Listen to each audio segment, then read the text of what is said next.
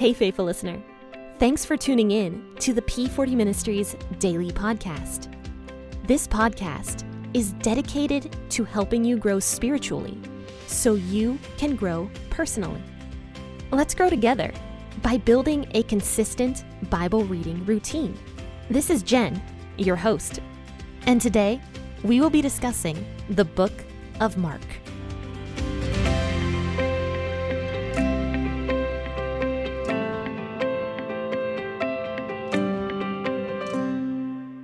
Hello and good morning, friends and faithful listeners. This is Jen with the P40 Ministries podcast, and thank you so much for tuning in and for discussing the Bible with me. Today we are going to be talking about Mark chapter 6, verses 1 through 11. And as I always do, I will be reading out of the WEB version, but please feel free to read out of whatever version you prefer to read out of. And definitely make sure to grab a cup of coffee or a cup of tea, and let's go ahead and start reading. He went out from there, and when he came into his own country, his disciples followed him. When the Sabbath had come, he began to teach in the synagogue, and many hearing him were astonished, saying, "Where did this man get these things? And what is the wisdom that is given to this man, that such mighty works came about by his hands? Isn't this the carpenter, the son of Mary, the brother of James, Joseph, Judah, and Simon? Aren't his sisters here with us?" So they were offended at him. Jesus said to them, "A prophet is not without honor, except in his own country and among his own relatives, and in his own house." He could do no mighty works there, except that he laid his hands on a few sick people and healed them, and he marveled because of their unbelief. He went around to the villages teaching. He called to himself the 12 and began to send them out 2 by 2, and he gave them authority over the unclean spirits. He commanded them that they should take nothing for their journey except a staff only, no bread, no wallet, no money in their purse, but to wear sandals and not put on 2 tunics. And he said to them, "Wherever you enter into a house, stay there until you depart from there. Whoever will not receive you or hear you as you depart from there, shake off the dust that is under your feet for a testimony against them. Assuredly, I tell you, it will be more tolerable for Sodom and Gomorrah in the day of judgment than for that city." So we left off on Tuesday talking about Jesus and Jairus and the young girl that Jesus healed. Now, right after he finished that particular miracle, he left that area and went back to Nazareth, his hometown, is what it says here, and his disciples came with him. Now, when he goes back, Nazareth probably was not a very big town. I don't really know much about it, but I can imagine it wasn't very big because of the people here that all knew Jesus. It actually kind of reminds me of the place I went to high school, and it was called Albion. And I laugh because people back then had a very negative opinion about Albion, which in the Bible, Nathaniel had a negative opinion about Nazareth, and then also Albion was small enough that everybody knew each other. So it's just kind of funny. I feel like it seems similar to me as where I went to high school at. But anyway, it says that he went back to Nazareth and his disciples followed him. So it says that the Sabbath came, and so Jesus went to the Nazareth synagogue to go and teach. And all these people were listening to him, and they were astonished, is what it says. So they were like, "What is happening here? Isn't this Jesus?" So here's what they're saying amongst themselves. They're like, "This is Jesus." And they're like, how did he gain all this insight and knowledge? He's not formally educated. He's the carpenter. So they're insulting Jesus in a sense because they're calling him the carpenter. They're saying, this guy shouldn't know any of this stuff. He's just a lowly carpenter. How does he know all this stuff? So they're irritated by Jesus. In fact, they're kind of offended at him is what it says here. So they're like, how does he perform all these miracles? So they're fully rejecting Jesus as the Messiah because they knew him. And I don't really feel similar as to what Jesus probably was feeling here, but I can somewhat relate. I never had a formal education myself. In fact, I am, I told everybody at the beginning of this podcast, I am no theologian. I can't even say the word properly. I never went to school for any of this stuff. And on several occasions, I have had people tell me, that I am untrained and unqualified to do a podcast of this nature. I have been told that before. And so yes, I mean, by all worldly sense, I'm basically not qualified to do this podcast because I never went to school for any of this. I don't have really any college education. I have an associate's degree in business. That's about it. And and to be fair, I didn't really learn anything anyway. So, but anyway, I have an associate's degree in business. I do not have any kind of degree whatsoever when it comes to teaching the Bible. I never went to a college. I went to a trade school and I got my associate's degree at a trade school. And so people often hear that and they're like, you're unqualified to do a podcast like this. But Jesus, look at this. Jesus was not formally educated the way the Pharisees were. I mean, yes, he had all the knowledge because the Holy Spirit gave it to him. And also he was the son of the Father. So yes, he had all the knowledge basically in the world. But it is interesting that, Jesus was never formally educated. And in fact, many of the people in the Bible were not actually formally educated. So God can use anybody to get his word spread. And that is the Great Commission. Jesus tells us all to go out and preach the gospel to every creature. So the people are upset at Jesus because he doesn't have the training the way the people think that he should have. He doesn't have the training of a rabbi. He's not a Pharisee, but yet he has all these disciples that are following him. And they're offended at the fact that these disciples are following Jesus, a man who is uneducated. He's just a lowly carpenter. And the other cool thing about this, though, is a carpenter, if you think about it, is a builder. And so Jesus was a builder. He built stuff, and now he's switching over to a completely different career, which is not physically building buildings or something like that, but he is building people's lives, and so he is the foundation. So I kind of like the analogy of Jesus being the foundation. In fact, right now I am writing a seminar so that I can go and speak at churches and stuff like that, and the seminar, I call it the Woman of Purpose Seminar. The entire thing about this seminar that I'm writing is that every Christian's foundational purpose is the rock. That is what we are supposed to build our lives on. And obviously, Jesus considers himself to be the rock. And there is a parable about that, about how the man who built on the rock, the floods and winds came, but his house was not knocked down. So Jesus is the rock. He is the foundational purpose in our lives. He is what all of our other purposes should be built upon, is the rock. Everything that we do should be built on the rock. So I forget what my point was with this. Oh, that happens to me all the time. So yes, okay, that's what it was. So Jesus is a carpenter, right? So he was probably very skilled at building stuff, and he knew all about foundations. And so now he's switching from building buildings to building people's lives, and he is the foundation. So I just find that really fascinating. It's all very connected. So then it says here that the people are angry, and it says, how can he perform these miracles? Is this not the carpenter, the son of Mary, and the brother of James and Joses and Judas and Simon? So here's another thing that should be pointed out here. So they call him the son of Mary. So this could either mean that Mary at this point is a widow. So in other words, Joseph died, and Mary would be Jesus's only parent left, earthly parent left.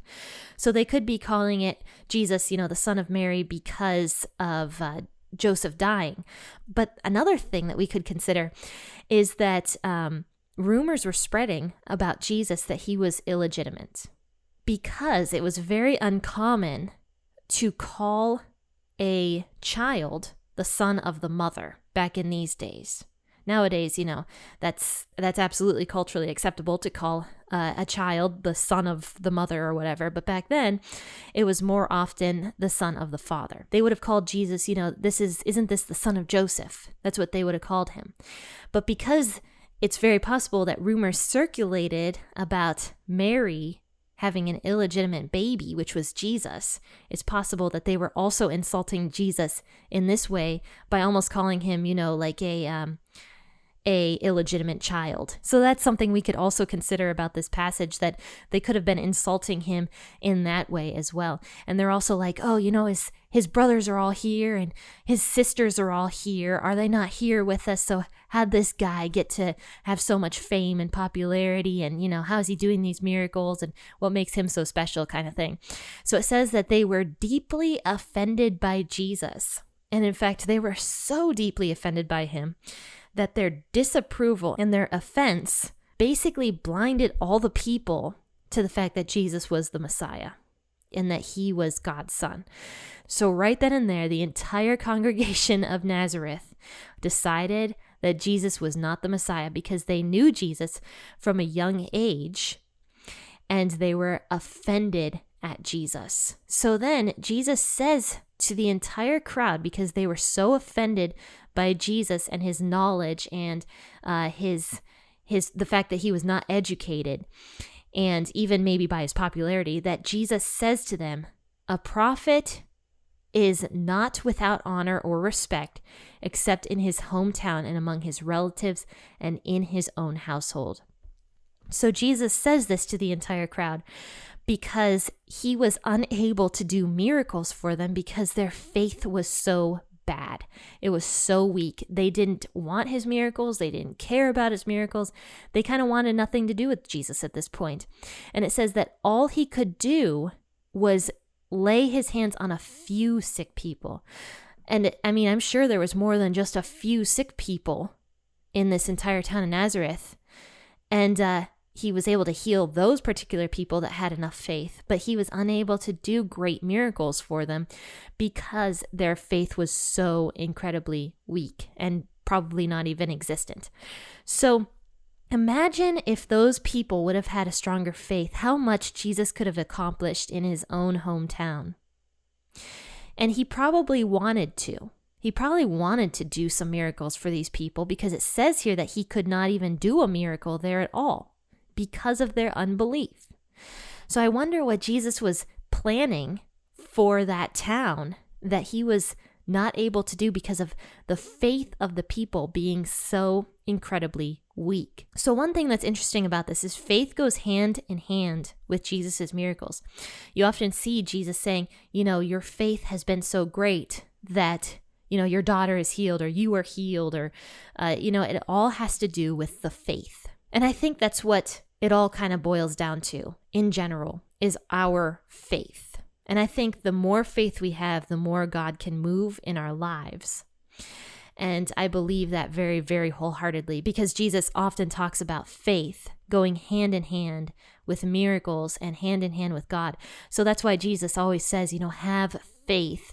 Don't be afraid. Don't do this, don't do that. Just have faith that God can take care of it. So I think it's important here to recognize that faith goes hand in hand with allowing Jesus to work in our lives. And so I think that is a very important thing that we can take away from this. But it says here in verse 6 that he wondered at their unbelief, or he marveled at it. He was like, how are these people so unfaithful? So then when he says this to them, that a prophet is not without honor or respect except in his own hometown, that's a very true statement. I think that still applies today. Somebody could be a very well-respected person in their field, and when they go to conferences and stuff, and they're a very well-respected person, but when they come home, they're not respected. And Jesus is kind of talking about this when it comes to prophets as well, because it's kind of true. The prophets, we often see that in their own hometowns. When we talk about the prophets, they're cursed, they're getting stones thrown at them. The people hate the prophets in their own hometowns, but when they go and talk about this stuff to other people, for example, one that comes to mind is Jonah went to Nineveh to talk to them, a completely different city. They all were respecting Jonah and respecting Jonah's words and respecting God at that point. So, it is kind of true that the prophets, are very disrespected in their own hometowns, but then when they go elsewhere, they are more listened to. And that's kind of true with Jesus as well, because obviously when he went around to other neighboring cities and even into a couple of the Gentile regions that he went into, the people listened to him, at least more so than in his own hometown here. And so then after this, he decides to leave. He's like, you know what? No more good can be accomplished here. So that's another interesting thing. Jesus left his hometown because there was nothing to do there. He didn't just hang around and be lazy. He left his hometown and he went to places that were more ready to hear what he had to say. So it says that he went around to all the villages teaching. So then after this, it says that he sends out the 12 disciples, and he sent them out as special messengers 2 by 2 and gave them the authority and power over the unclean spirits. So he gave them the Holy Spirit. And so it says then that he told them to take absolutely nothing for their journeys except a walking stick. That was it. He's like, take the walking stick, but don't take an extra pair of sandals. Don't take a coat with you. Don't take any money. Don't even take a wallet. Don't take any of this stuff. So this was definitely a test for their faith for sure. And I think almost Jesus teaching them how to be faithful, because we just learn about the faith of the teaching at Nazareth and how, Jesus went there to teach and their faith was so terrible. So now Jesus is like, all right, we're going to have to build the faith of the disciples. And so this is how the disciples are going to learn faith, is by not having any money, but having faith that God is going to supply all of their needs. And that if they go to these different cities, they're going to be okay because God's going to take care of them. People are going to take them in and feed them and clothe them and whatever else. So this is definitely a test for their faith, or at least teaching them to have faith. So Jesus is definitely doing his role as a rabbi to teach his disciples faith and faith in God. So then it says here in verse 10, he says, whenever you go into a house, stay there until you leave that town. Any place that does not welcome you or listen to you, when you leave there, shake the dust off the soles of your feet as a testimony against them, breaking all ties with them because they rejected my message. So I switched over to the AMP, by the way. And so Jesus tells his disciples, if they decide not to have you, if you go into a town and they fully reject you and they won't even let you sleep in one of their houses because that was culturally acceptable back then, In fact, I heard it was considered rude if a traveler went by and someone did not open up their house and ask them to stay and eat with them and stuff. So culturally, this was very acceptable to have complete strangers come into your house and eat your food and stay in your house. So Jesus is saying here, to the first person that you stay with, stay there the entire time and stay with that particular person. I don't know what Jesus's reasoning was for this, but that's what he tells his disciples to do. Now, of course, if nobody accepts them at that time, they shake the dust off their feet as they leave. Now, I read somewhere that this is something that Jewish people actually did when they had to go through a Gentile territory, because the Jews did not like the Gentiles. So when they had to, for whatever reason, pass through a Gentile territory, when they got to the edge of town, they would shake off the dust from their shoes. So they'd slap their shoes together to shake the dust off. And this was a sign to the Gentiles, saying like, first and foremost, we don't like you. And secondly, we don't even want to carry the dust of your streets into our city. So this was obviously not a very good thing. So now Jesus is almost being kind of snarky here by telling his disciples to do this to Jewish places. So he's like, when they don't accept you, do the same thing they do to the Gentiles. He says, shake the dust off of your shoes and off of your feet as a testimony against them, and break all ties with them because they rejected my message. And I think Jesus even says, it's going to be more tolerable for Sodom and for Gomorrah than for that city. We learned about Sodom and Gomorrah and all the stuff that was going on there. And so Jesus says that the disciples have the authority there to shake the dust off the soles, and that in the judgment day, God's going to look at that and be like, oh, yeah, this place was terrible to you guys and you shook the dust off your feet. And so it's going to be more tolerable in the judgment day for Sodom and Gomorrah than for the people of whatever Jewish town this would be. So this is kind of the end of Mark chapter 6, verses 1 through 11. So I hope you guys enjoyed this chapter of scripture. But friends, I want to tell you about an adorable and brand new t-shirt that I have available in my t-shirt shop, and it's limited availability. So this is the first of its kind for me. This is a brand new product that I actually partnered with Sunday Cool Tees to make for you guys. And it's a water-based screen printed tee of the Lion of Judah tee, and it is super soft. In fact, the ink, you can't even feel the ink on the t-shirt because it is literally like dyed into the t-shirt itself. So the ink is very durable, it's very soft, the tee itself is extremely high quality, and it's a really cool design. It has the lion with the bright blue eyes and the words "He has overcome" from Revelation 5 verse 5 on it, and it's a unisex tee, so both men and women can purchase this tee and look great in it. And I've had a lot of men that have gotten it who have said that they really, really do like the tee. So take a look at that. I will drop a link in the bio of this podcast episode so that you can navigate over to this brand new t-shirt that is being available for a very limited time only. So if you're interested in getting it, be sure to act fast and take a look at that link that I will drop. But friends and faithful listeners, once again, thank you so much for tuning in this morning. Happy listening, and God bless.